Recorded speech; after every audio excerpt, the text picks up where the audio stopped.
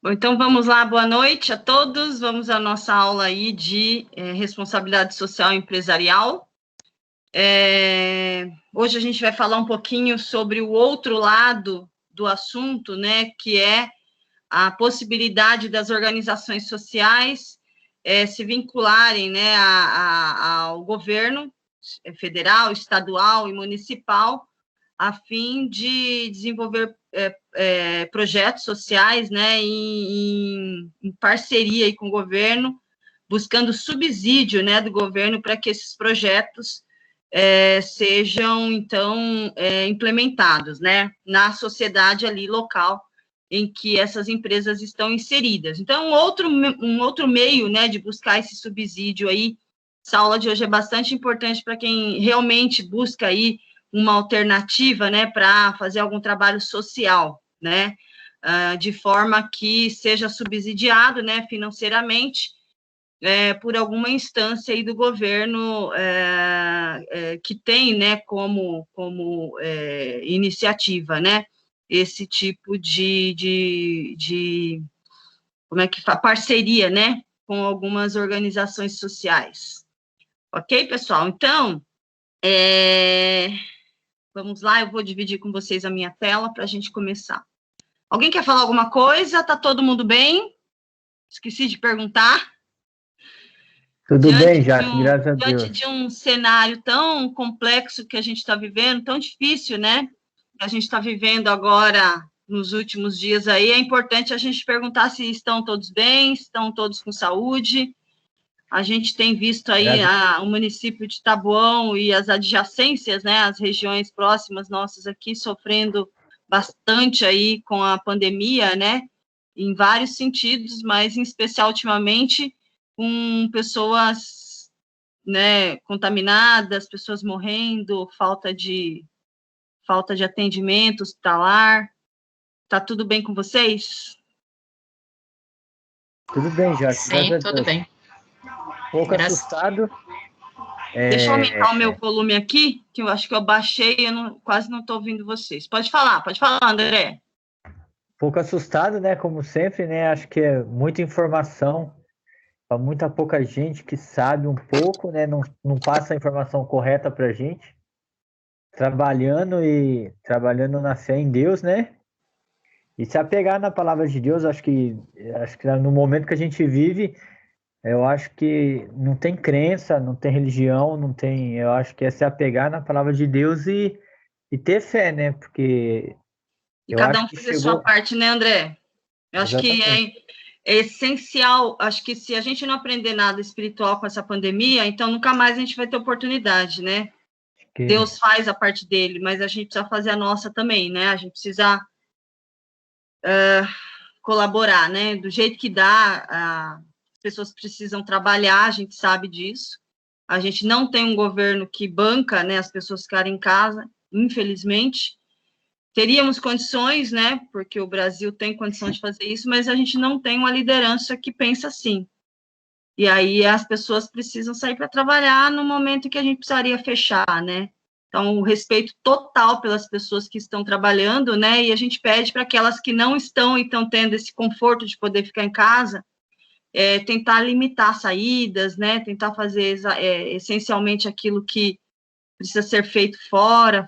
Fora isso, fica em casa, ajuda, né? Porque o pessoal da saúde não aguenta mais, o pessoal também precisa descansar. A gente precisa aniquilar esse vírus para a gente retomar a vida, né?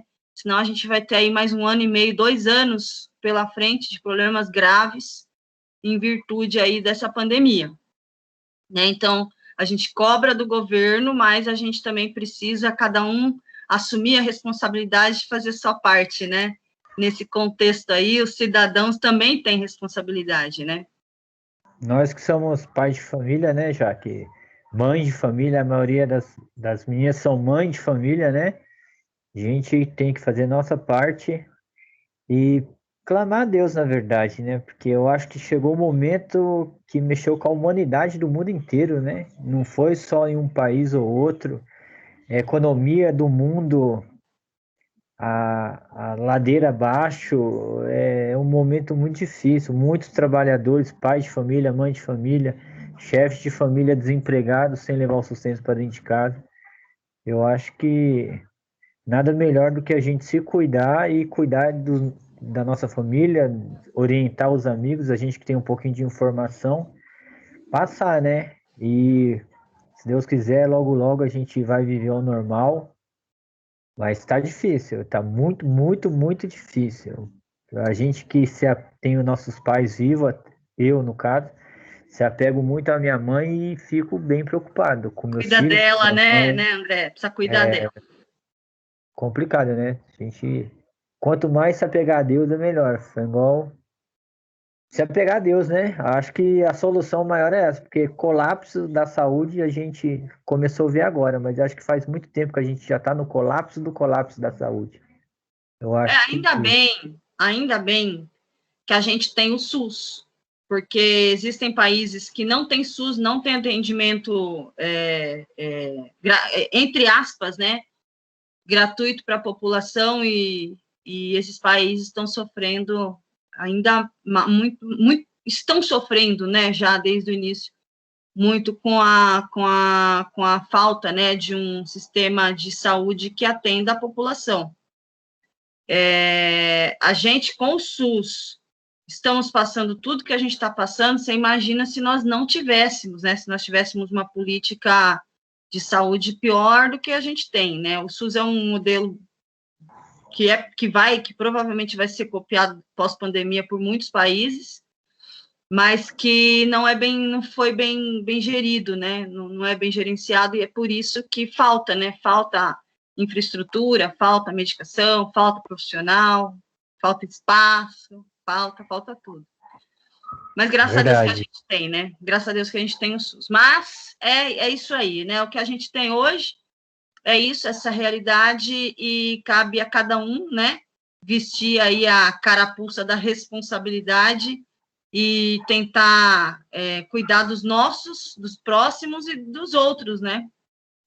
Eu sempre tento usar minhas redes, meus espaços para conscientização, né? E chamar para conversa, chamar para mostrar as coisas que realmente estão acontecendo, por conta disso que você falou, falta de informação certa, né? Informação verdadeira.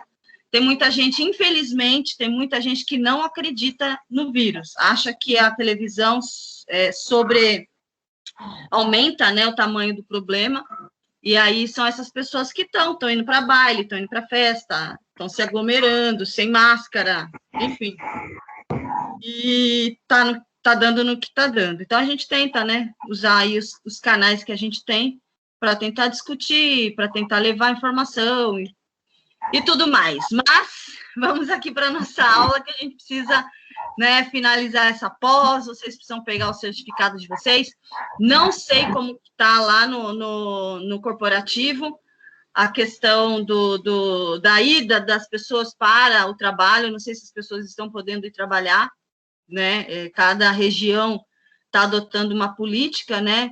E como o corporativo da pós fica lá na cidade de Valinhos, a grande maioria das coisas são feitas lá. Não sei se o pessoal está trabalhando a parte acadêmica, a parte de certificação, né? Então, por isso que a gente tem que resolver logo a vida, todo mundo voltar a trabalhar e todo mundo conseguir as coisas, né? Que a gente tanto lutou e tanto luta para ter, né? Então, vamos seguir aí e acompanhar para ver como é que fica. Tudo que eu souber, eu passo para vocês, tá? Vamos lá.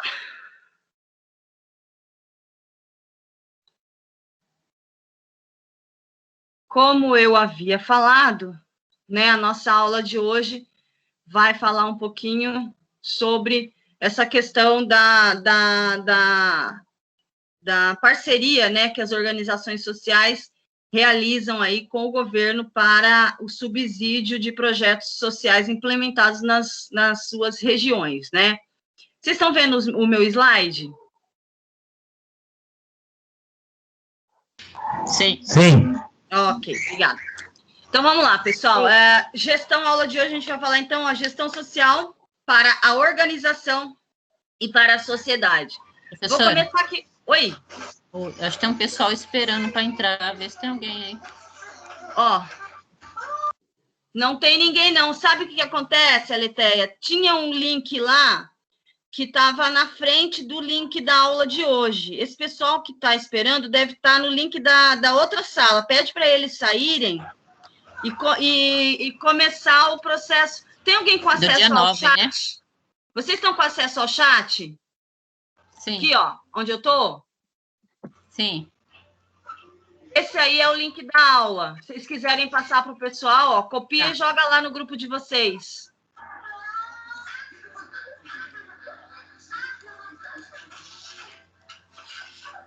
Já joguei. Joia. Pede para eles entrarem, sair da outra sala e entrar aí. Eu espero. A gente espera 2 minutinhos, então, eles voltarem.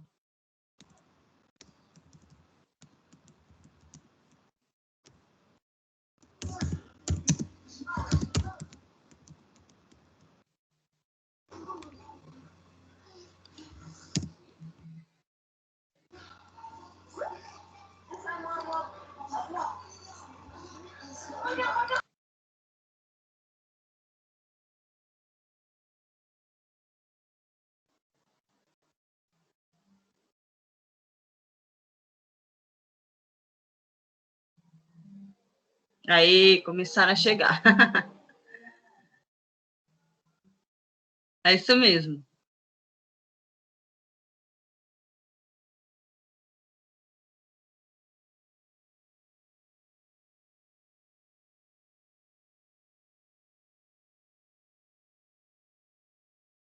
Aí.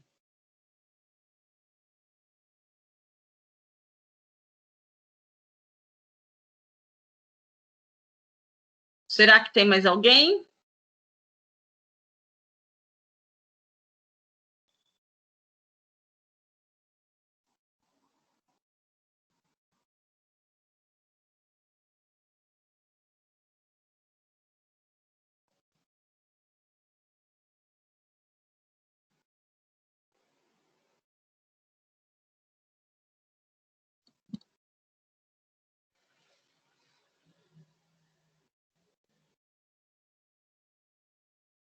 Bom, vamos iniciar. Então, aí eu vou liberando para o pessoal, à medida que o pessoal for chegando.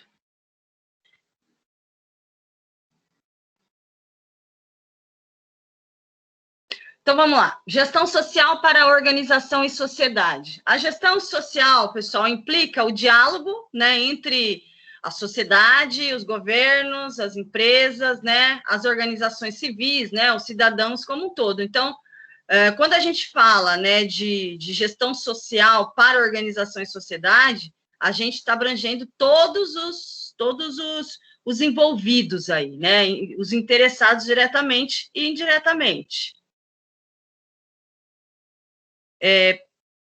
Por isso, né, o primeiro assunto que eu vou tratar hoje com vocês aqui é a gente falar um pouquinho, né, de como que se dá essa relação que eu disse anterior a vocês, essa relação da possibilidade de um projeto social de uma empresa ser subsidiado pelo governo, ou seja, ser financiado pelo governo, né?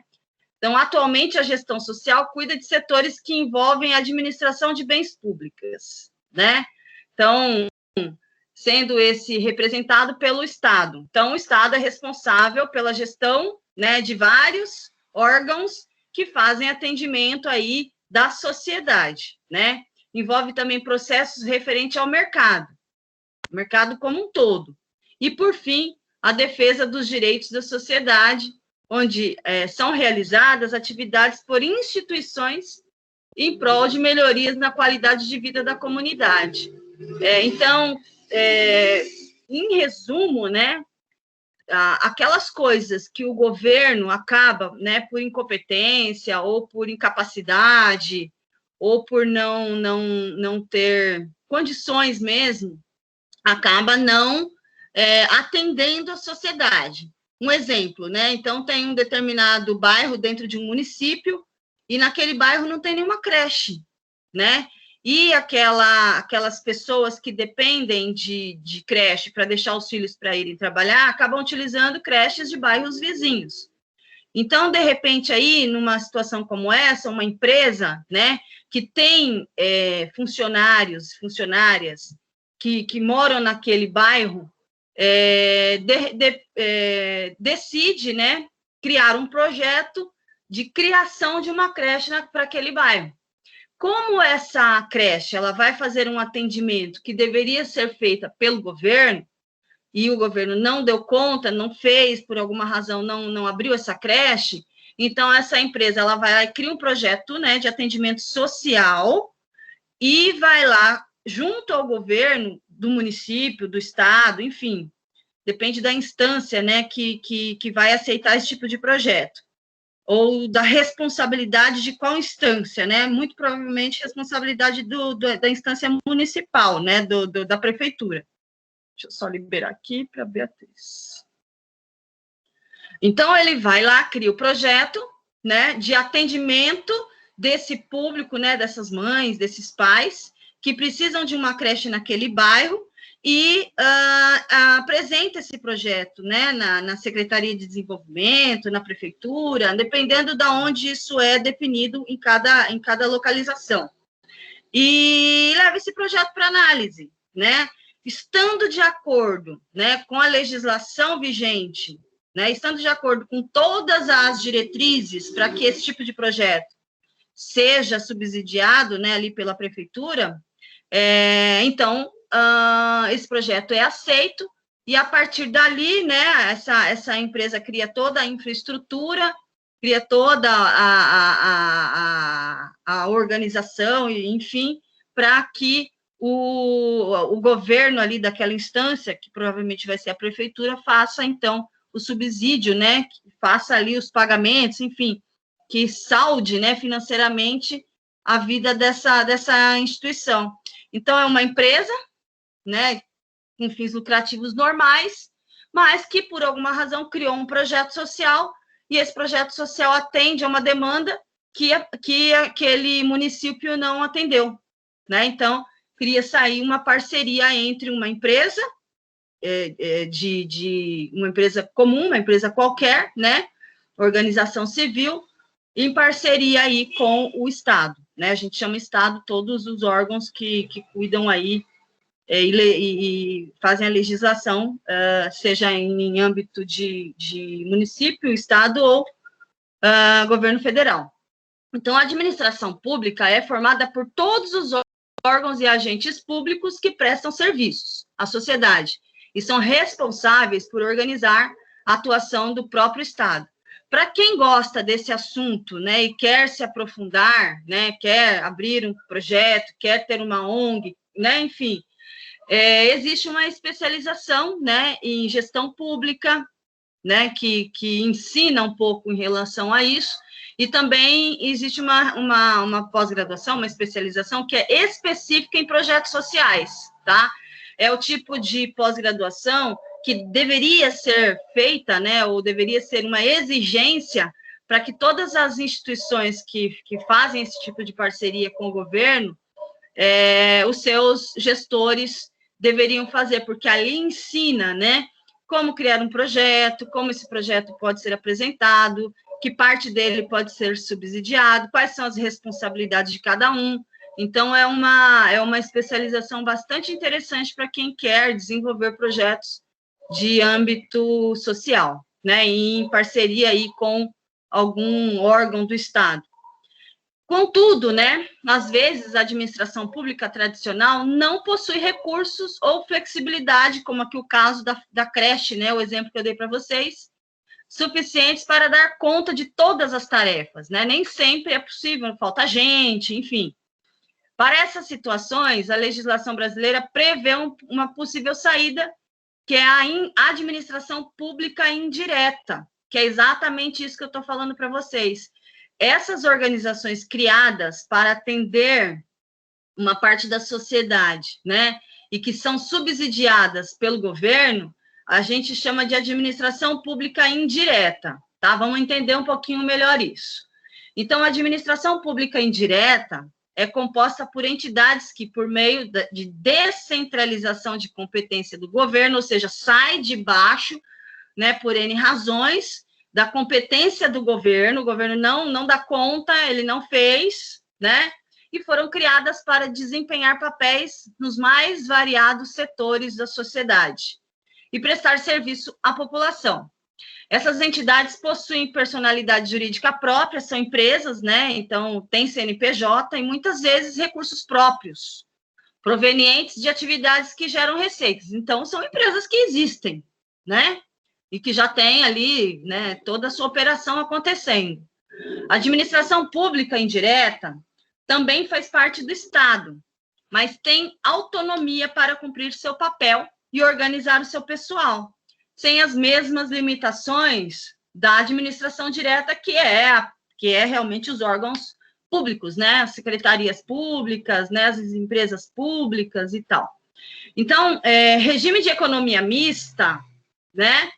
É um tipo de sociedade que reúne capital privado e público, que é exatamente esse exemplo que a gente está dando aqui, tá? Então, por exemplo, aqui a Petrobras. A Petrobras é uma empresa, né, que tem uma economia mista por conta de ser uma empresa que tem recursos próprios e tem resultados financeiros, mas é uma empresa que também presta serviço à sociedade. Então, ela é uma empresa considerada de economia mista. Deixa eu liberar aqui. Tem alguém chegando.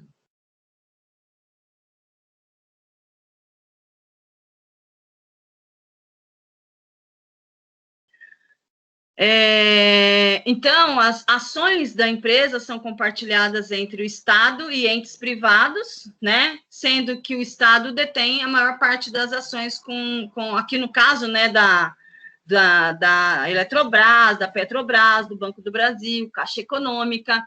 Então, se você for lá na Caixa Econômica hoje, você vai ver que eles têm serviços que são voltados ao cidadão, né, que são serviços sociais, e tem serviços, por exemplo, de seguro, não são serviços sociais, são serviços prestados pela empresa Caixa Econômica, né? Então, são serviços diferentes, prestados tanto para a sociedade, que está dentro do âmbito, né, da prestação de serviço social, como tem o âmbito de empresarial, né, na qual eles vendem serviços. E essa parte do âmbito empresarial que vende serviços não faz parte do controle, né, ou da responsabilidade do governo. A mesma coisa, você vai lá no Hospital São Paulo, né, o Hospital São Paulo tem uma parte dele que é, né, que é da Escola Paulista de Medicina, né, que é uma empresa pública, mas tem a parte de convênio que é particular, que é empresarial, né? Então, são empresas, né, são organizações consideradas de economia mista. Tem gente chegando aqui, deixa eu liberar.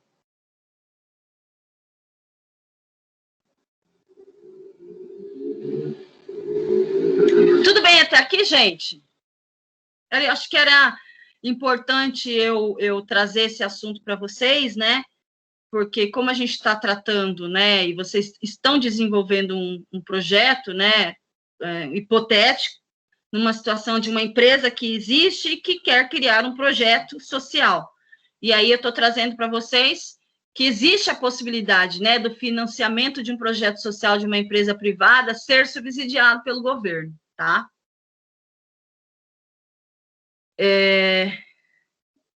Falar um pouquinho sobre o termo contrato de gestão. André conseguiu entrar? Tá aí, André Prioli? André, tá aí? Conseguiu? Eu tô. André Prioli? Chegou agora, né? Presente, cheguei. Beleza, tá bom. Porque eu vi que entrou e saiu, eu queria saber se tinha conseguido entrar. Vamos lá, então. Contrato de gestão. Não é que é eu tô termo. tentando... Desculpa. Pode falar, André. Eu estava tentando entrar pelo computador, né? E aí agora eu estou pelo celular. Então, vamos que vamos. Beleza, vamos lá. Então, aqui também eu queria falar um pouquinho desse assunto, né? Que é o contrato de gestão, que é aquele estabelecido quando há esse tipo de parceria entre uma empresa privada que cria um projeto social subsidiada pelo governo, né? Então, existe um contrato que chama contrato de gestão. Vamos entender um pouquinho o que é isso.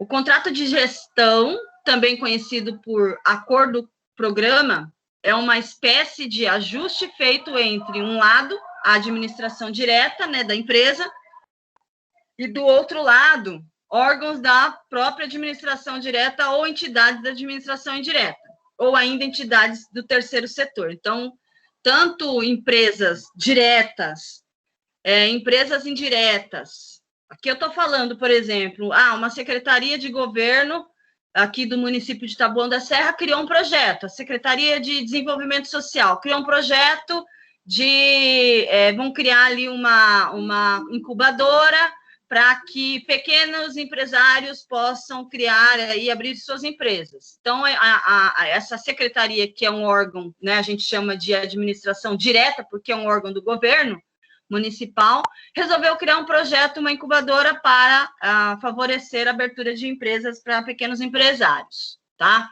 Então, aqui a gente pode chamar de direta. É uma organização que tem a administração direta do governo municipal. Entidades de administração indireta é uma empresa qualquer que cria um projeto, né, e tem aí a administração em cima de um projeto social subsidiada pelo governo. Então, a administração, ela é feita pela empresa, mas tem um certo controle indireto do governo. Ou ainda, né, entidades do terceiro setor. Também pode ser subsidiados projetos do terceiro setor, que são as ONGs mesmo, né, que são empresas que vivem de doações. Então, um determinado projeto de uma ONG pode ser subsidiado também pelo governo, ok? Então, esse contrato de gestão, ele pode ele pode ocorrer entre o governo e todos esses tipos de entidades. O objetivo do contrato de gestão é o atingimento de determinadas metas de desempenho pelos órgãos ou entidades em troca de determinado benefício concedido pelo poder público. Então, suponhamos que aquela creche, né, que aquela empresa resolveu abrir ali naquele bairro que não tem creche, no projeto, ela colocou que ela tem como meta atender 100 crianças, né? Fazer o atendimento de 100 crianças de idade regular, aí, berçário, enfim, né? Então, cria ali um projeto com algumas metas.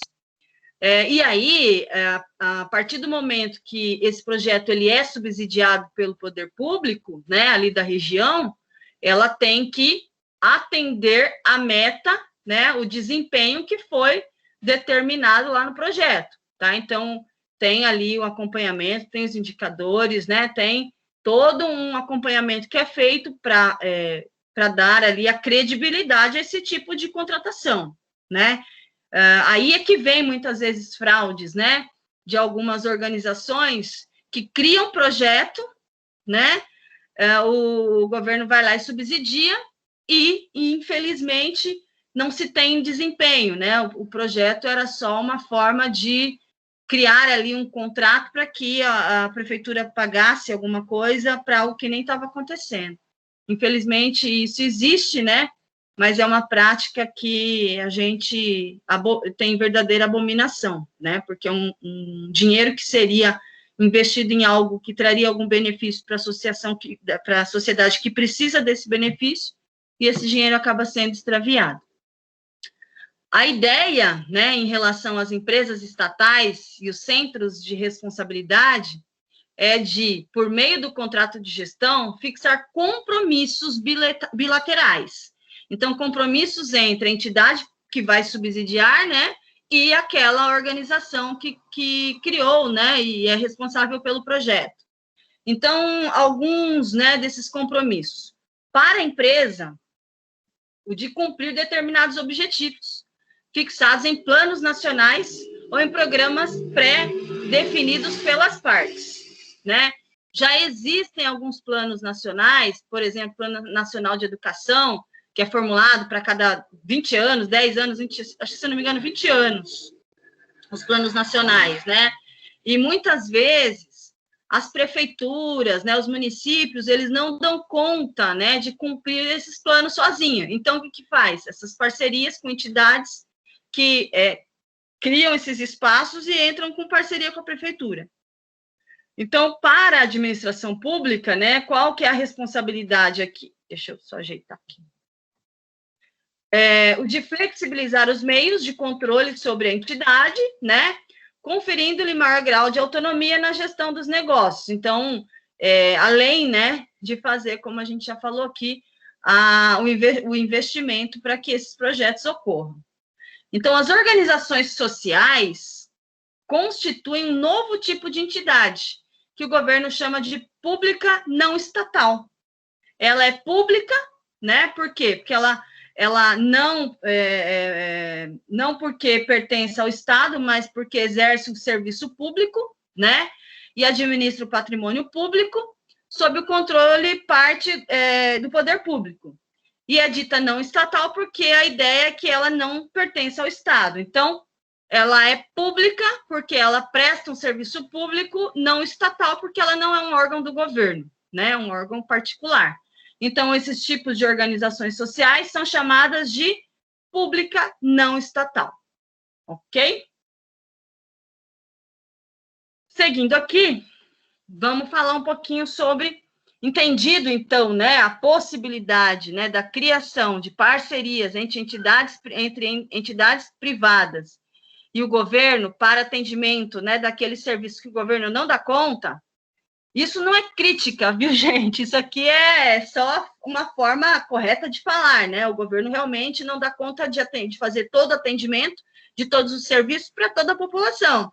E é por isso que essas organizações, elas entram para dar condições para que o governo possa fazer os atendimentos dessas regiões aí que não são cobertas, né?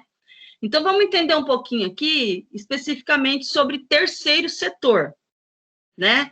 Muitas vezes a gente fala assim, né? Olha, o terceiro setor é um setor muito promissor hoje, no Brasil, no mundo, né? E aí a pessoa fala, Deus me livre, eu não vou trabalhar no terceiro setor, eu não tenho condição de ser voluntário, né? No terceiro setor, existem alguns papéis, viu, gente? Uns assumem papéis de voluntários na execução do trabalho ali do terceiro setor, né? Daquele serviço que é prestado ali pela ONG, né? Mas existe toda uma administração por trás, né? E essas pessoas que fazem parte da administração são funcionários, são contratados, recebem salário, tem os gestores, tem os diretores. Então, terceiro setor, como qualquer tipo de organização, ela é um setor organizado, né? E que tem pessoas que são voluntárias na execução do trabalho em si, mas que tem ali toda uma estrutura administrativa e que são pessoas contratadas, tá? As organizações do terceiro setor têm alcançado uma forte expansão em nível mundial, né? Se não fosse o terceiro setor hoje, né, dentro desse contexto mundial que a gente está vivendo aqui da pandemia, eu não sei nem o que seria da população mundial, porque tem muito país que quem realmente está cuidando do povo é o terceiro setor, né? Que é subsidiado por doações do mundo todo, né? Então, esse setor tem alcançado uma expansão em nível mundial, né? Compondo um setor organizado, independente e que atua em benefício público sem finalidades lucrativas, né? Então, toda organização que é de terceiro setor, ela se caracteriza porque ela não tem finalidades lucrativas. Ela tem objetivos, sim, tem metas, tem desempenho, mas tudo voltado para indicadores sociais, tá? Então, se tem dinheiro que entra, esse dinheiro vai para os projetos sociais daquela organização e vai também para que a administração, né, dessa ONG possa manter os funcionários, manter as operações. Então, tem que ter dinheiro girando como em qualquer empresa, mas ela não objetiva lucros, né? Ela cria ações sociais em que as pessoas fazem ali as suas doações, as empresas fazem as suas doações entra dinheiro, esse dinheiro é distribuído para as coisas da própria ONG, né? Contudo, um dos maiores desafios que essas organizações enfrentam neste século refere-se à sua sustentabilidade, visibilidade e efetividade na gestão, né? Infelizmente, ainda a gente sabendo, né, que existem muitos interessados, né, e estão em ONGs aí para ter benefício próprio, a gente acaba tendo pulga atrás da orelha, né? E aí a gente acaba não participando tão efetivamente como nós gostaríamos, e é esse aí a barreira, né, que as ONGs precisam superar, né, que é a barreira do preconceito que as pessoas têm em contribuir, né, mas a gente tem esse preconceito porque nós já vimos coisas bizarras, né, de dinheiro que é desviado, né, de coisas que são prometidas e não são cumpridas e tudo mais. Alguém quer falar alguma coisa? Alguém está chamando? Não? Posso continuar? Então, o que é terceiro setor, né? É um termo sociológico utilizado para definir organizações de iniciativa privada sem fins lucrativos e que prestam serviços de caráter público. Diferentemente, né, das organizações de economia mista, a ONG ela não tem objetivos financeiros, né? A de economia mista, ela tem projetos sociais de cunho social, mas tem toda uma operação financeira, né, acontecendo ali, de produção, venda, né? Então, são duas economias que correm paralelamente, o da empresa e dos projetos sociais.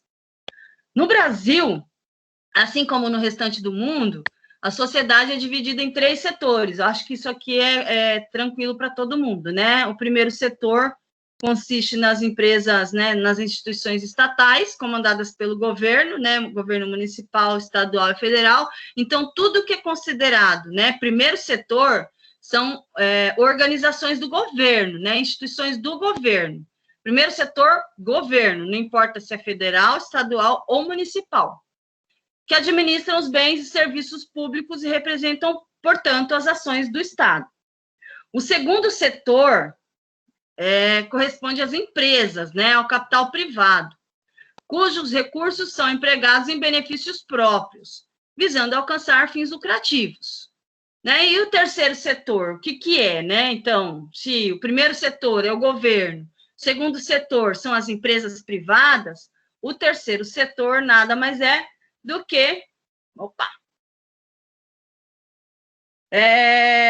em um amplo e diversificado conjunto de instituições, como as fundações, né? Fundação Oswaldo Cruz, é considerado terceiro setor, né? Associações comunitárias, que a gente vê nos bairros, né? Organizações não governamentais, que são as ONGs, entidades filantrópicas, como determinadas faculdades, que são entidades filantrópicas, né? Por exemplo, PUC, né? E outras que são iniciativas privadas, porém sem fins lucrativos.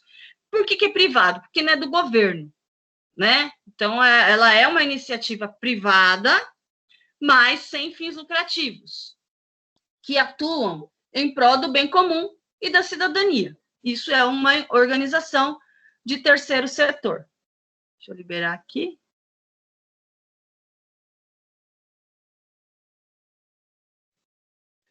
Segundo Salomão e Anhyer, 5 características estruturais diferenciam as organizações do terceiro setor das demais instituições, né? Quais são? Formalmente, elas são constituídas, tem uma formalidade, contratos, né? Então, ela segue tudo bonitinho.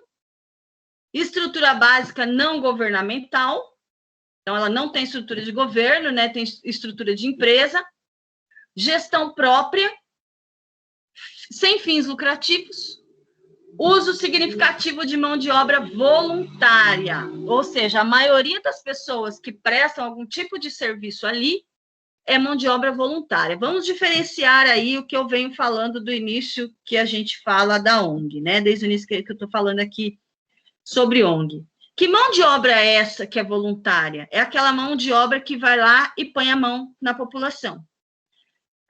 Geralmente na ONG, as pessoas que estão lá na administração, né, que cuida ali da contratação, dos projetos, são tudo pessoas contratadas pela ONG, tá? Agora, as pessoas que cuidam das crianças, normalmente são médicos voluntários, são fisioterapeutas voluntários, que tiram parte do seu dia, né, parte da sua rotina, para irem ali e doarem, né, o seu conhecimento, doarem o seu tempo para o tratamento de determinadas necessidades daquelas pessoas que vão ali, recorrem ao uso da ONG. Deixa eu liberar, chegou mais alguém ali. Deixa eu ver se ela entrou. A Alessandra conseguiu entrar? Está aí? Já que eu consegui a Cláudia, viu? Ah, legal, legal. Você estava numa outra sala esperando, é isso? Menina, para com isso. 2 horas e nada. Tô brincando com você. É porque, sabe o que aconteceu? Eu criei... O que vocês têm que olhar lá na sala? Eu criei lá no Minha Pós, eu criei 2 salas. A sala de hoje, que estava embaixo, e a sala da semana que vem, que estava em cima. Ela sempre fica com a data do dia que ela foi criada em cima. Mas quando você lê embaixo, você lê para que dia que aquela aula foi agendada. Então, aquela primeira aula estava para o dia 16. Quando eu percebi que alguns alunos poderiam entrar ali, eu deletei a sala. E aí eu falei para o pessoal aqui, que o pessoal me falou que tinha gente esperando lá. Eu falei, então manda o link, porque eles entraram na sala errada. Então, eu vou sempre criar semanalmente, acho que é melhor. Beleza. Tá? Vamos lá, então. Então, vamos citar aqui alguns exemplos, né, de entidades que atuam no terceiro setor, né? Serviços sociais autônomos. Opa, chegou mais alguém aqui. Não? É a Lê, eu acho que agora ela conseguiu entrar. Então, a Alessandra, tá aí? Eu tô vendo ela aqui na sala. Tá aí, Alessandra? Tá, ela conseguiu. Ah, então tá bom. Porque às vezes o pessoal tá sem áudio, aí digita aqui, eu nunca abro a conversa para ver. Depois, no final da aula, que eu vejo, professora, eu tô sem áudio. Aí já acabou a aula. Mas vamos lá. Então, alguns exemplos de entidades de terceiro setor, né? São as SSAs, né? Como o integrante do sistema, o SESC, SENAI, SEBRAE, tudo são consideradas sociedades autônomas, tá? Também tem as organizações sociais, como, por exemplo, a pessoa jurídica de direito privado sem fins lucrativos, que atua na área da educação e celebra com o poder público o contrato de gestão, que é aquilo que a gente falou no início da aula, né? Então, uma empresa criou um projeto, por exemplo, na área da educação, e esse projeto é subsidiado pelo governo. Então, o governo liberou um espaço, né? A empresa vai lá e banca os professores, enfim. Então, é uma organização social, que é o projeto que mais ou menos se assemelha ao que vocês estão criando aí, né? Que é uma empresa que tem uma visão de atendimento social. Mais alguém chegou? Deixa eu ver quem é. Alessandra. Ué, ela não entrou. Ela tá na sala, eu acho que com outro acesso. E entrou de novo. Alessandra, conseguiu?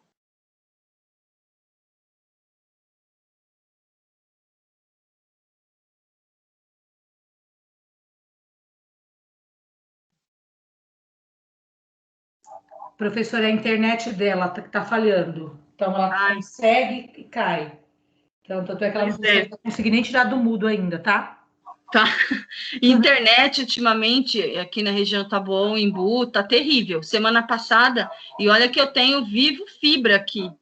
E eu fiquei sem dar aula um dia, porque deu problema nos cabos, ficou oscilando, eu entrava, caía, e eu tive que cancelar a aula por causa disso.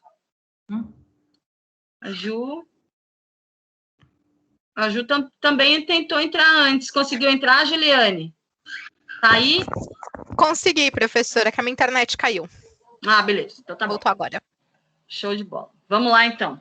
E também, então, tem as SSAs, né? As OSs e as entidades de apoio, como no caso das fundações que apoiam universidades federais em projetos de pesquisa, né?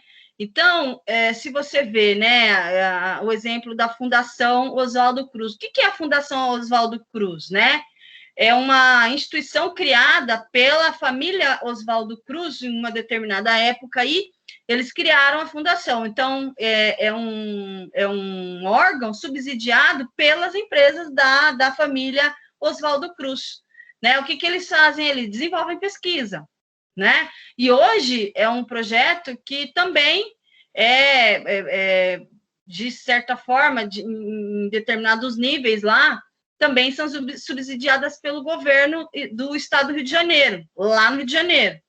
Então, são os tipos aí, né, as possibilidades de organizações, né, que a gente pode considerar aí também de terceiro setor. Eu coloquei aqui o exemplo da Santa Casa de Misericórdia de Santos, né, a primeira instituição a fazer parte do terceiro setor aqui no Brasil, lá no século XVI, hein, gente? As Santa Casas são instituições significativas porque configuram as principais referências históricas, né, do desenvolvimento do terceiro setor no Brasil, oferecendo até hoje apoio assistencial e hospitalar em diversos estados, né? Então, a Santa Casa, ela faz não só um serviço, né, de atendimento hospitalar, mas também assistencial, tá? Em diversas áreas. Aqui eu coloquei a foto, né, da construção, né, da Santa Casa lá em Santos, lá no início, né, e hoje como ela é, né? Então, é uma instituição centenária. Trabalho maravilhoso da Santa Casa. Responsabilidade. Eu, quando era criança, como eu fui beneficiada pela Santa Casa ali de Santo Amaro, tudo era na Santa Casa. Então, é um lugar assim, que eu tenho um carinho, um respeito muito grande, porque quando a gente depende, né, a gente não tem recursos para ter um serviço de saúde particular, e a gente faz uso do serviço de saúde pública, e você encontra uma Santa Casa na sua vida, que salva a sua vida, então você é eternamente grata, né? E eu sou eternamente grata à Santa Casa de Misericórdia de Santo Amaro. Então, responsabilidades das organizações de terceiro setor, né, das ONGs. Quais são as principais responsabilidades desses caras, né? Ser transparente quanto às contas, né? Se você buscar visitar aí uma ONG, né, ela precisa ter, né, com facilidade, a visualização das contas, porque são contas que são de interesse público, né? Ela vive de recurso doado, então ela tem que ter em mãos ali facilmente uma forma de prestar contas, né? Então, ser transparente quanto às contas e os resultados das ações praticadas é determinante para estabelecer um relacionamento de confiança, né? Então, um ponto essencial, né, para as ONGs é inspirar confiança, né? Sinal disso é quando a entidade pratica a divulgação das exigências legais e das certificações listadas, além de relatórios financeiros de detalhamento das suas ações. Então, quanto foi investido, da onde veio esse investimento, né? Qual o resultado que se teve com aquela ação, quantas pessoas foram atingidas com aquela ação, né? Qual foi todo o resultado da aplicação das contribuições e de canais efetivos para contato, para o esclarecimento de dúvidas, né, de toda a população. Quando há dinheiro envolvido, a segurança é uma obrigatoriedade com todas as partes. Como as doações são as principais fontes de sobrevivência para essas instituições, o processo para que elas sejam concretizadas precisa cumprir alguns requisitos. Eu coloquei aqui embaixo quais são. Deixa eu liberar aqui para alguém que chegou. Não chegou. Vamos lá ver, né, então, quais são, né, essas obrigações, né, que as ONGs precisam atingir aí, né, enfim. Poucas e simples etapas para a efetivação da doação. Então, eu quero doar para uma determinada ONG. Como que eu faço? Né? Eu preciso ter um site, né? Ter aí, as ONGs precisam ter um site, um local digital, para que as pessoas possam acessar, conhecer todos os projetos, né? Todas as pessoas que são diretamente atingidas pelo projeto, beneficiadas pelo projeto, né? Então, quando eu entro nesse site, o que eu preciso achar ali? Né? Poucas e simples etapas para efetivar a doação. Pode ser aquela coisa difícil, né? Hoje usa-se muito aqui os QR Codes, né? Que são imagens aí, que são códigos, né? Que você coloca o teu celular ali, ele te leva, te direciona para um determinado ponto, e ali naquele ponto, no que diz respeito ao que a gente está falando aqui, ele te leva para a página onde você vai fazer a doação. Clareza sobre a destinação do recurso. Então, olha, você está doando, esse dinheiro que você está doando vai para tal obra, para tal projeto, tá? Dados da instituição, né? Então, tem que ter todos os dados para que eu possa saber que aquela instituição existe, possa consultar CNPJ, né? Verificar se tem reclamações. Então, eu preciso ter dados para investigar a idoneidade daquela ONG, daquela instituição.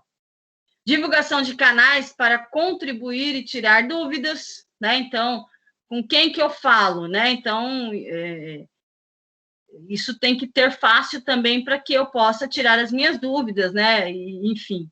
Então, tudo que diz respeito, né, ao trabalho do terceiro setor tem que estar tudo muito claro, muito, assim, com muita facilidade, né? Para que a gente possa confiar, né, e ter acesso às informações. Alessandra, tentando entrar, tadinha. Alessandra, conseguiu entrar? Oi, Alessandra.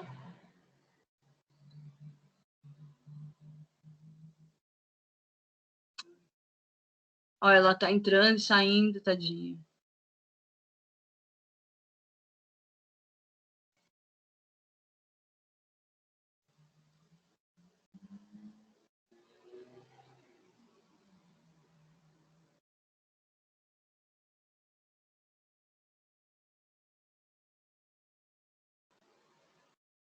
Você está aí, Alessandra?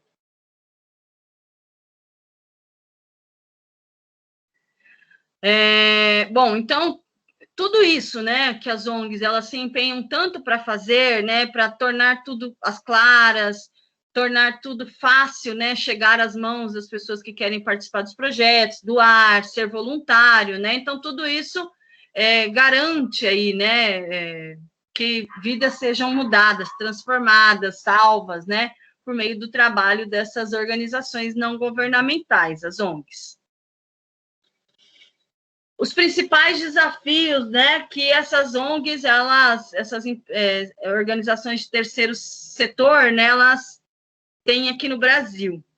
Bom, eu imagino, né, que todos vocês aí devam pensar que não deve ser fácil ser ONG aqui no Brasil, né? Não deve mesmo. Eu até imagino que nunca fiz parte de uma ONG diretamente, já fiz trabalhos voluntários, mas sem nenhum tipo de vínculo. Eu imagino que o que está, né, nas metas são cumpridas e recumpridas 2, 3 vezes mais, porque o que a gente mais vê é necessidade do serviço e pouco serviço sendo prestado. E quando uma ONG dessa presta o serviço, eu imagino que a demanda, né, pelo uso desse serviço deve ser absurdamente grande. Então, aqui no Brasil, nos últimos anos, o terceiro setor vem se tornando mais expressivo, né, como no mundo todo. Por que o terceiro setor vem se tornando mais expressivo? Porque cada vez mais a sociedade precisa de serviços que o governo não dá conta de prestar, né? Então, sempre que uma ONG abre porta, é porque é algo que está faltando ser feito para a população. E quem é que tem responsabilidade de atender a população? Governo. Governo não faz, as ONGs, elas entram para fazer, né? Então, estimativas mostram, nesse sentido, que 12 milhões de pessoas estão envolvidas de alguma forma em uma iniciativa filantrópica. Ou seja, são cada vez mais gestores, voluntários e doadores interessados em ajudar. Contudo, ainda há grandes desafios, né? Então, falta de gestão eficiente, né?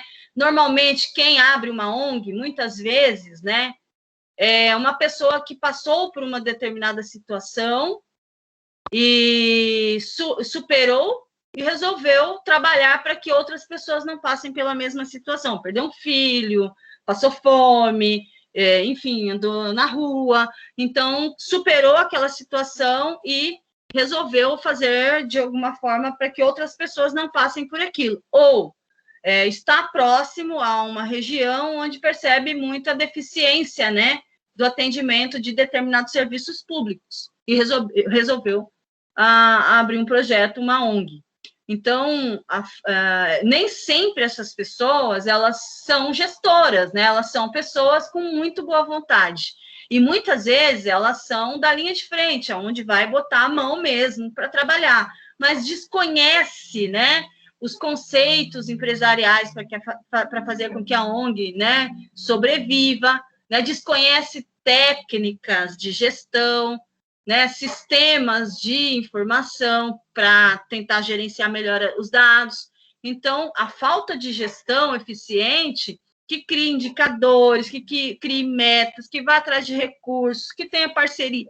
Falta muito isso, né? Por falta de competência mesmo, não por falta de vontade, mas por desconhecimento e falta de competência em gestão. É um dos pontos que faz aí com que seja um grande desafio no terceiro setor. Outra coisa, escassez de recursos. Tudo que vive hoje, que não tem nome, né, não tem pessoas importantes por trás, né, que são pequenas, são regionais, né, elas, infelizmente, vivem escassez de recursos, ou seja, falta, né, de eficiência, né, então, falta dinheiro, falta máquinas, falta materiais, né, então, infelizmente, a falta de capacidade de gestão gera a não ter uma eficiência no uso, né, e na busca por recursos, e falta mesmo, né, então muitas vezes as pessoas tiram do próprio bolso, quando na verdade elas estão ali só para serem voluntárias e não serem investidoras ou doadoras, né. Outra coisa, falta de credibilidade, faltou recurso, o gestor faltou com a capacidade de gerenciar as coisas, acaba caindo em descrédito, porque falta, né, chega ali uma criança precisando do leite, não tem? Então, né, vocês não estão aqui para quê? Começa aí um descrédito, né, cadê o dinheiro que é doado, né? Então, é por aí que começa a falta de credibilidade, infelizmente, também se dá e ocorre por uma falta de pessoas com capacidade de gestão. Por isso que a gestão ineficiente, ela está aqui na ponta. Não tem gestão, é uma empresa. Não importa se tem ou não tem fins, né, lucrativos, é uma empresa que está acontecendo. E para que ela aconteça da melhor maneira possível, precisa de gestores, né? Para ter recursos, ter uma boa gestão de recursos, para garantir a credibilidade, né, da existência da organização.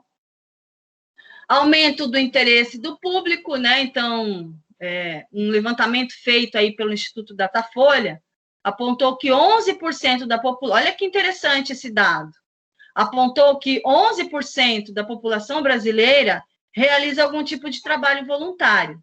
Segundo a pesquisa, 40% dos entrevistados não exercem atividades voluntárias por falta de tempo. Até gostariam, mas não tem tempo. Além disso, os outros 29% afirmam que não são voluntários por não serem convidados para serem voluntários. Tem gente que tem vontade, mas não conhece, não sabe como. Tem gente que quer, até gostaria, mas não tem tempo, né? E outras pessoas que que já realizam algum tipo de voluntariado, mas esse volume de 11% poderia ser muito maior. Por quê? Né? Então, buscar aí, né, criar aí uma demanda, né, de pessoas voluntárias para ajudar aí nos atendimentos assistenciais.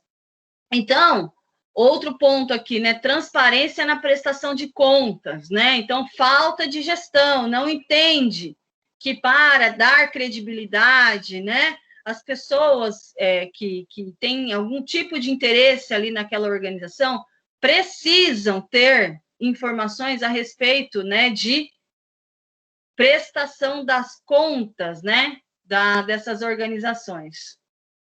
Tem que ter essa capacidade. Envolvimento com a sustentabilidade, né, que é um assunto cada vez mais presente na realidade das instituições.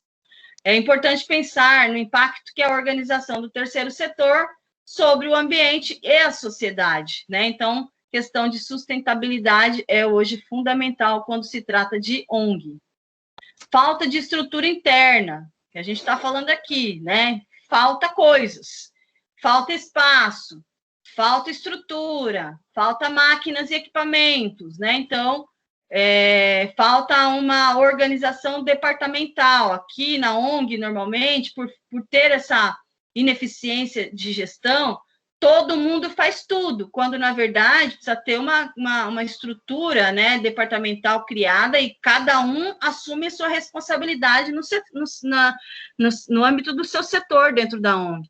Então, tem que ter uma pessoa que cuida dos recursos humanos, que vai cuidar de todo o voluntariado, tem que ter o pessoal da administração, que cuida da parte financeira, da busca de parceiros, da clareza das informações. Então, falta um pouco essa estrutura interna, né, para que a instituição ela seja organizada, né? Falta de organização desestrutura todo o processo.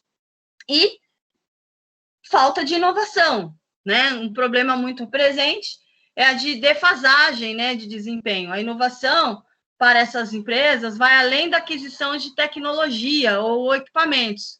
Tornou-se indispensável para essas empresas a adoção de uma inovação social que ajude não só a aumentar a transparência das atividades, como obtenção de novas parcerias, né? Então, inovar não é só tecnologia, né? Trazer pessoas novas, trazer novos projetos, trazer outras coisas de fora para dentro, né?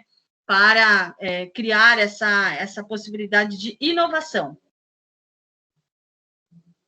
E aí, nesse assunto, né, da responsabilidade para as organizações da sociedade, que é o tema da aula de hoje, isso era o que eu queria trazer para vocês, né, que é um tema bastante importante, né, de como que as organizações podem se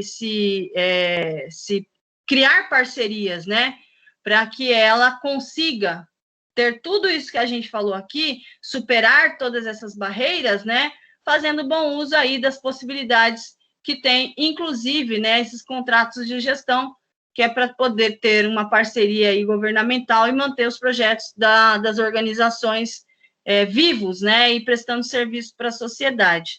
Alguém tem alguma dúvida, pessoal, em relação a isso? Vamos lá. Dúvidas, perguntas, considerações, contribuições? Boa noite, professora. Oi, Érica. Boa noite. Oi, tudo bem? Bem, e você? Bem, graças a Deus. Professora, eu fiquei com a dúvida. Onde que as igrejas entram aí nesses setores? Igreja é filantropia, né? Na verdade, a igreja ela tem uma série de como é que eu vou falar? De benefícios, né? Porque ela presta um serviço, né? A igreja, além de fazer a prestação de serviço religioso, né? Que ela faz na sociedade, em geral, as igrejas, elas são assistencialistas, né? Por isso que elas têm alguns benefícios aí de não pagar imposto, né? Algumas coisas aí que o governo favorece, facilita. Então, são empresas, são organizações assistencialistas religiosas, né? É Sim, filantropia. mas aí, no caso, elas ficam no segundo setor mesmo como empresa privada? Não necessariamente. Então, como são as... Então, tudo depende da... Como é que eu vou falar, meu Deus? Da forma, né, em que essa instituição ela se estabeleceu juridicamente, né? Em geral, elas são juridicamente empresas filantrópicas. Ah, sim. Tá? Elas não têm fins lucrativos, né? E prestam serviços assistenciais à sociedade, além do trabalho religioso que elas prestam. Ah, tá bom. Obrigada, professora. Imagina. Todas as igrejas elas têm uma missão, né, filantrópica e assistencialista. Por isso a importância da igreja, né? Agora, quando a gente vê que esse trabalho não é realizado, ela não está, sabe aquelas metas que nós falamos que as organizações precisam ter, né, de atendimento e tal, quando isso é estabelecido, né, na sua formação, na sua quando ela se institui, né, organização filantrópica, né, e com objetivos assistencialistas, e recebe esses benefícios, né, do governo, ela também se compromete ali ao cumprimento de algumas coisas em relação à sociedade. Se ela cumpre, ok. Se ela não cumpre, aí isso tem que ser revisto. Ah, tá bom. Tá? Tem alguém tentando entrar aqui, não consegue. Eu acho que ainda é a Alessandra. Apesar dela aparecer aqui na sala. Mais alguém, gente? Eu acho que é um assunto que, assim, de uma forma bastante importante para quem está entrando, né, e quer entrar nessa área de pessoas, recursos humanos e tudo mais, a gente nunca pode esquecer, né, de quando a gente está numa posição, né, de relevância dentro de uma empresa, que a gente lida diretamente com as pessoas, a gente tem nas mãos ali um material muito, muito importante, né, que é a capacidade e o conhecimento de cada um, e o quanto que a gente conseguiria, né, como uma pessoa privilegiada por ter um cargo importante dentro de uma empresa, de repente, criar projetos que vão, de alguma maneira, fazer um bem, né, para a sociedade ali onde essa empresa está inserida. Então, eu acho que é uma disciplina que vem para fechar mesmo o assunto do curso de vocês, trazendo, né, essa visão de assistência, né, hoje, não sei se vocês sabem, né, mas o curso de assistente social, né, que é um bacharel, né, que são oferecidos pelas faculdades, são cursos muito cheios, né, as salas dos cursos de serviço social são salas muito cheias, porque cada vez mais a gente tem percebido a necessidade de pessoas que estejam preparadas para lidar mesmo com esses assuntos de atendimentos de aspecto social, né? Cada vez mais a gente tem visto coisas acontecendo aí no mundo que precisa de pessoas com essa visão, né? Mas independente de sermos ou não profissionais de serviço social, nós podemos prestar assistência, né? Usando aí toda a boa vontade, todo o coração que a gente tem em benefício de outros, né? Sermos um pouquinho mais altruístas, né? Não pensar só em âmbito organizacional, em crescer na carreira, plano de carreira, chegar em algum lugar. A gente chega em algum lugar, mas a gente pode também chegar em outros lugares, né? Em outros corações, enfim. Então, eu acho que essa é uma disciplina que fecha de verdade, com chave de ouro aí, o curso, a formação de vocês em psicologia organizacional. O que vocês acham?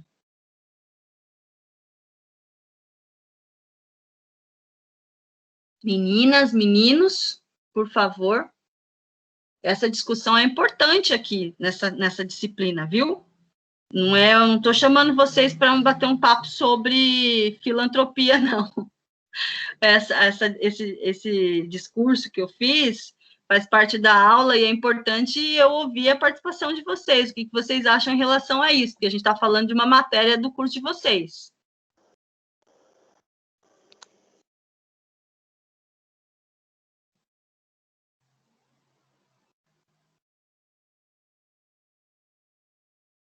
Vocês estão me ouvindo?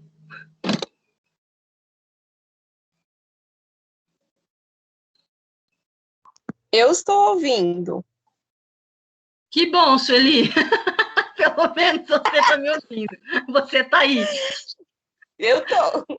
Tá, quer falar alguma coisa a respeito disso? Não. Não. Eu acho que eu consegui captar o que a senhora está passando. Sim, não, mas eu até acho que sim, né? Eu gostaria de ouvir um pouquinho de vocês a respeito do assunto dentro da área de vocês, né? Que eu imagino que vocês devam ver quem trabalha hoje. Eu imagino que muitos de vocês trabalham em empresas grandes, médias, pequenas, né? E tem contato com profissionais de todos os níveis, né? Gente do chão de fábrica, pessoas da diretoria, e a gente vê dentro das empresas pessoas que realmente necessitam de assistência, né? Dessas instituições, que estão muito próximas da gente, pessoas que trabalham com a gente, que a gente vê que pega a cesta básica, porque realmente precisa, a família é grande. Então, vocês não veem nada disso no dia a dia de vocês, pessoas que dependem desse tipo de ação. Ninguém quer comentar nada sobre isso? Nossa, já que eu tô pensando aqui, eu não conheço ninguém. Nossa, que bom! Olha, Jaque. Desculpa. Pode falar. Sim, eu conheço, e no meu trabalho tem, assim, a gente já teve várias situações de várias pessoas, principalmente, assim, lá é um ramo de material de construção, então tem uma função lá que realmente o salário é bem baixo. Geralmente, as pessoas dessa função, elas estão sempre numa situação muito difícil. E é triste ver, porque mesmo a pessoa estando trabalhando num trabalho, assim, fixo, né, de uma renda fixa, mesmo assim, aquela renda não é o suficiente para que a pessoa consiga se manter. E muitas vezes dá para perceber que a pessoa, às vezes, ela paga um aluguel, então ela dá prioridade para o aluguel, e às vezes você vê que a pessoa ela não consegue levar um almoço, não dá para entender se ela está tendo alguma coisa em casa, se ela não está. Algumas pessoas se abrem e falam, e até tem uma manifestação de ajuda, mas tem outras pessoas que não falam, e aí você só observa que realmente a pessoa não está tendo realmente uma condição, mesmo ela estando trabalhando, ela está passando dificuldade, e até outros setores, nas vendas mesmo, que o salário já é um pouco melhor, dá para perceber que tem gente que às vezes passa muito, muito aperto. Uhum. Tem mesmo. Imagina eu que trabalho nesse setor da educação, desde 94 eu estou nesse setor da educação, então eu tenho contato com gente das empresas que eu trabalhei educacionais, mas quando você trabalha num setor de educação privado, como eu sempre trabalhei, eu nunca trabalhei em empresa pública, sempre privado.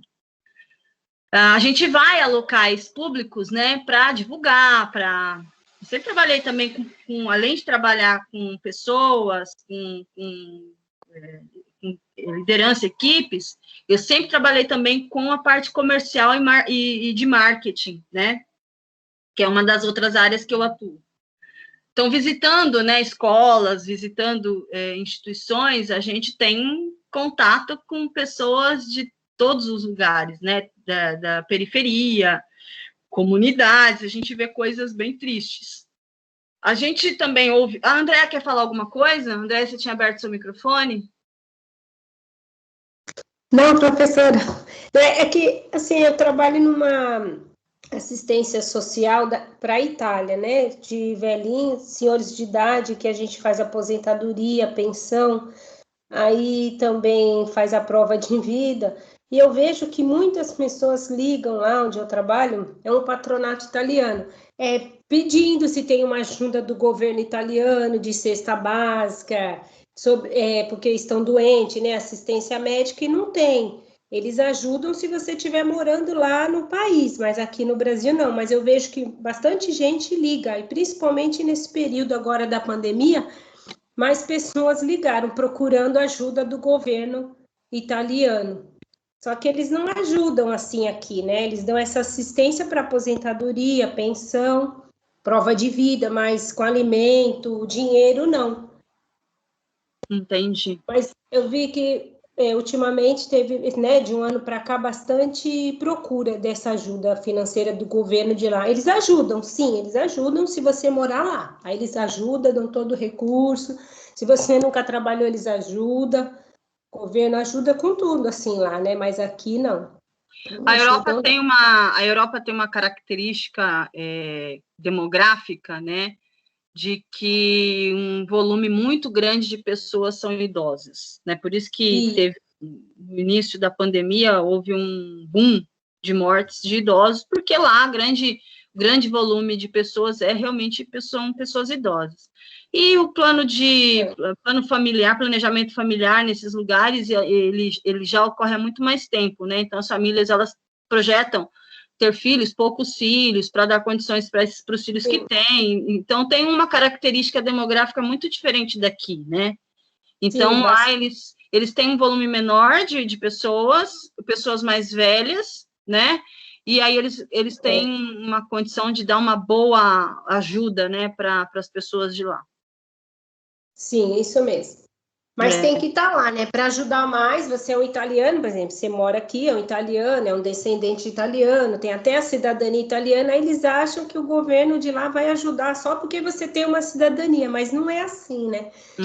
Eles ajudam, mas você tem que estar lá, morando lá. Sim. Imagina, né? Se você um país tiver responsabilidade pelo povo que escolheu viver em outro país, pagar imposto no outro país. O que as pessoas elas precisam entender é que você, como cidadão, tem responsabilidade de gerar economia, fatores econômicos para aquele país onde você está instalado, né? Não para o seu país de origem, né? Necessariamente. Então, tudo que você cobra, você tem que cobrar daquele país onde você contribuiu, né, financeiramente. Você tem que estar morando lá, trabalhando lá, né? É isso mesmo. E eles não entendem, eles acham que como é de lá, o governo de lá tem que ajudar, mesmo você em outro país. Muita gente fala. Sim, e é isso que a gente discute muito, né? Eu discuto muito e tento trazer esse tipo de assunto para a sala de aula para discutir, principalmente nessa aula que a gente está aí, e eu tenho que fazer, faz parte do conteúdo da disciplina, trazer esse tipo de assunto para discutir com vocês.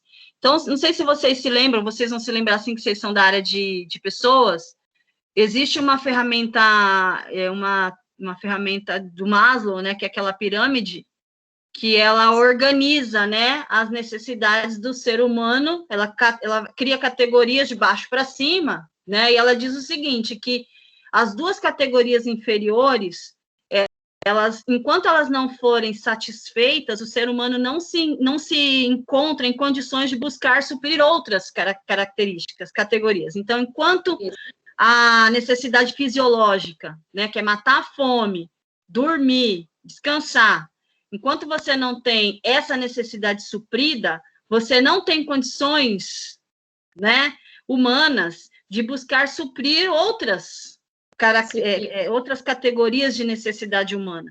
Então, a primeira necessidade que o ser humano precisa ter suprida é a fome, né, são as fisiológicas.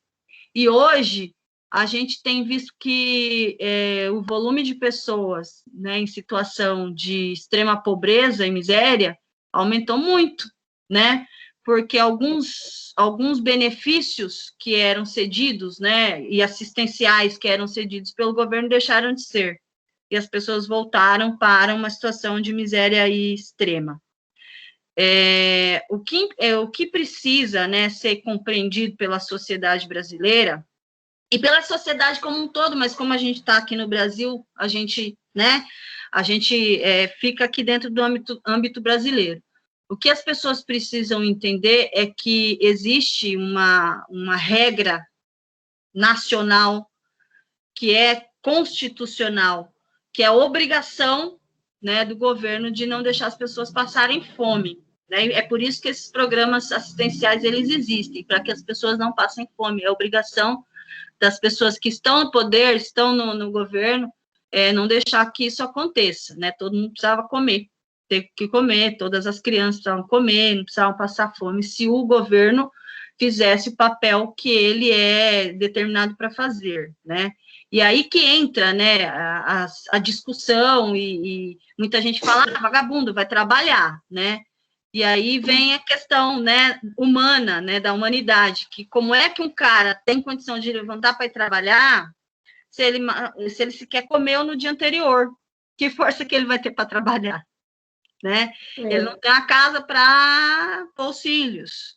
Então, são algumas questões que essa disciplina chama para discussão, porque ela não trata à toa, né, desses assuntos, né, de criar projetos, criar empresas com projetos sociais, estudar um pouquinho as formas de instituição de organizações não governamentais, terceiro setor. Não é à toa que essa disciplina ela está inserida no curso de vocês.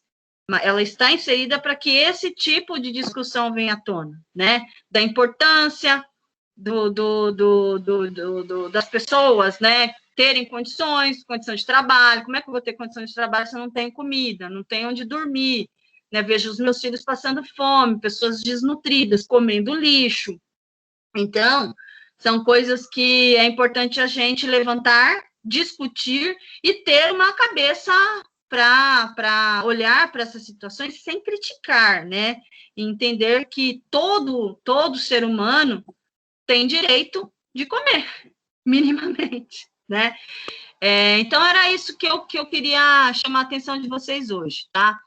Esses programas que os governos, eles criam para dar subsídios, dar condições para as pessoas terem uma vida um pouquinho melhor, não é esmola, é obrigação, tá? Então, pensem nisso, tá? Pensem em como que hoje a gente se encontra, né? Eu acho que esse momento de pandemia é para a gente refletir muito sobre o que a gente pensa, o que a gente vem pensando. Pô, eu acordo todo dia, pego o busão, vou trabalhar, tenho força para trabalhar, eu vejo alguém querendo um auxílio do governo, por que não vai trabalhar? Porque passa fome, porque não tem condição, não tem de onde tirar a força para trabalhar, né? Então, vamos pensar um pouquinho sobre isso e como que a sociedade podia ser melhor, né, e não ter ninguém passando fome. Não sou eu, né, isso é a proposta da disciplina, e eu concordo plenamente. Eu acho que todo ser humano deveria ter direito de comer e não passar fome, né, e ter para onde voltar no final do dia de trabalho. Ok, pessoal? Era isso que eu queria falar para vocês hoje. Eu esperava, sinceramente, que houvesse uma discussão mais profunda, né, que as pessoas quisessem participar e dar as suas opiniões em relação a esse assunto, que é tão latente e tão duro, né, tão difícil que a gente vem vendo hoje, que realmente pega a gente, né, é um assunto que pega bastante a gente.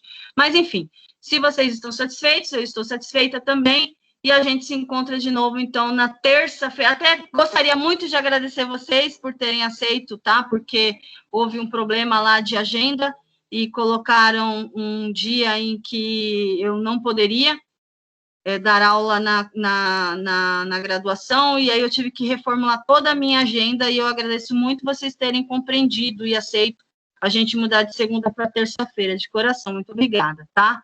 Então, a gente se encontra novamente terça-feira que vem, pessoal. Se alguém quiser perguntar alguma coisa sobre o trabalho também, fique à vontade, eu estou aqui para responder. Professora, boa noite. Opa, boa noite.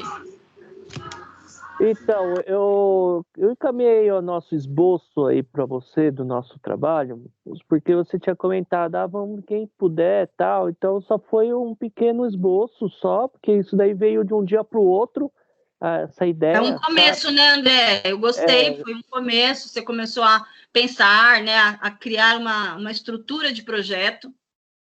É isso, o meu grupo nós estamos conversando, né? E aí nós resolvemos, né, fazer esse negócio. Você sabe que o que eu propus lá o nosso grupo propôs, é assim, eu tenho uma colega do meu trabalho que fica me dizendo, você é muito comunicativo, tal, por que você não vai vender chinelo lá na praia? Vai que você não vai fazer isso, aquilo? Eu falei, pô, eu já tenho carreto, já tenho a Cucremate, para que eu vou trabalhar mais? Sabe, eu não fosse tão necessitado assim, né? É porque eu gosto de trabalhar. Então, a ideia foi mais essa daí para você poder ver que já está dando andamento. Claro que eu ainda tenho muita coisa, o grupo tem muita coisa para fazer ainda. Né, então, assim, é mais um esboço aí do nosso trabalhinho, né, do turma do Luluzinhos, né? Então, é mais Turma isso do daí. Bolinha! E questão, assim, da aula de hoje, né? Sobre o terceiro setor, realmente é o que está hoje fazendo o Brasil andar, as pessoas não têm passando fome, muitas doações, as ONGs realmente são difíceis, né? Porque as ONGs também dependem de doações, depende do trabalho delas, com a pandemia está tudo fechado, né? Então, assim, quem está mesmo fazendo girar mesmo as ONGs, é o terceiro setor hoje, né? Porque todo mundo está perdendo, né, o emprego, né? O governo ainda está estudando para dar R$200 de auxílio, que é pouco, né? Então, está dependendo dessas pessoas mesmo, né? Então, hoje caiu muito a aula de hoje. O dinheiro que o governo der, todo esse dinheiro que o governo der, esse dinheiro volta para a economia do país. Se o governo não der, as pessoas não vão ter condições de comprar nada, as empresas vão fechar, e aí você vai ver o caos total. Fora que não temos vacina. Sem vacina, todo esse esforço que está sendo feito de fechamento agora de 15 dias, né, quase um lockdown, né, que precisava de um lockdown, o que nós precisávamos, a receita é fechar por 30 dias, o governo bancar esses 30 dias, dar dinheiro para o povo, né, todo o povo que não trabalha, que não tem recurso próprio, tem que dar dinheiro para não morrer de fome nesses 30 dias e ter dignidade, não é só não morrer de fome, ter dignidade e ter vacina, né? E para quando a gente voltar, a população estar vacinada. Porque se a gente voltar à vida normal sem vacina, daqui a alguns meses a gente volta para o mesmo lugar que a gente está hoje, né? E enquanto, né, todo o resto do mundo está, assim, os países emergentes, os países de primeiro mundo já estão vacinando, deixando o Covid para trás. O que vai acontecer? Nós vamos ficar sitiados, né? Nós vamos ficar aqui convivendo com o vírus, sem controle do vírus. Toda a negociação que a gente tem internacional ninguém vai querer comprar nada nosso, porque vai estar tudo provavelmente infectado, porque não tem vacina e as pessoas estão trabalhando doentes. Então, infelizmente, né, a gente vai ficar numa situação. O que é a situação de sitiado? A gente vai viver da gente, do que a gente tem, sem os negócios que nós temos internacionais, porque a gente vai ficar de lado, né, na economia, e nós não temos condições de subsistir só com as nossas coisas. A gente depende, né, de exportação, importação. A gente não consegue, o Brasil não consegue viver só do que produz, só do que vende, né, internamente. Então, o nosso governo precisa tomar uma medida rápida para que a gente não chegue nessa situação daqui a 2, 3 meses. Porque se a gente chegar nessa situação daqui a 2, 3 meses, isso é planejamento, né? Se a gente chegar nessa situação daqui a 2, 3 meses, a gente fica sem perspectiva mesmo. Então, tem que ter o lockdown, tem que pagar, dar dinheiro para o povo, vacinar o povo, para a gente retomar a vida, a gente voltar para a sala de aula, as empresas voltarem a funcionar, a gente voltar a importar e exportar, né, ter investimento de fora, que a gente não vive do que a gente produz, nós somos produtores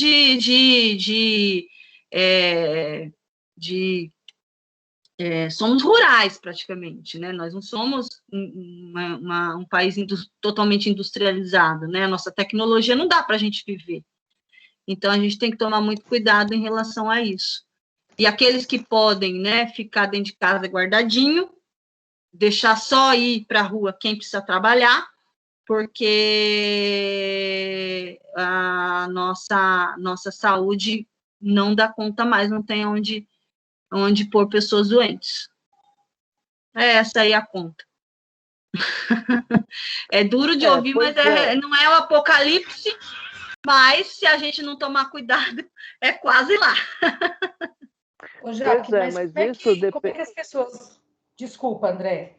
Pode continuar. Não, pode ir, Cláudia. Você é sempre agradável escutar. Pode falar. Não, ô, Jaque, a gente ouve sempre falar, a gente só liga a televisão e fala de serviços essenciais, que só vai trabalhar as pessoas dos serviços essenciais, né? Como é que a gente consegue, né? Como é que o governo, né, ele faz essa separação do que é o que não é essencial? Porque hoje qualquer pessoa que trabalha é essencial. Essencial é aquilo que não pode faltar, né, para a gente viver, né? Assim. Mas vamos lá, um pai de família hoje que trabalha numa construção civil, ele precisa levar o sustento para casa dele. Não, Cláudia, isso todo mundo concorda. Todo mundo concorda. Tudo é essencial desde que é a subsistência da vida das pessoas. Exato. Tudo é essencial. Mas, assim, o que a gente fala... Deixa eu dar... Aqui a gente já entra num âmbito mais de visão pessoal. Por que eu estou falando isso?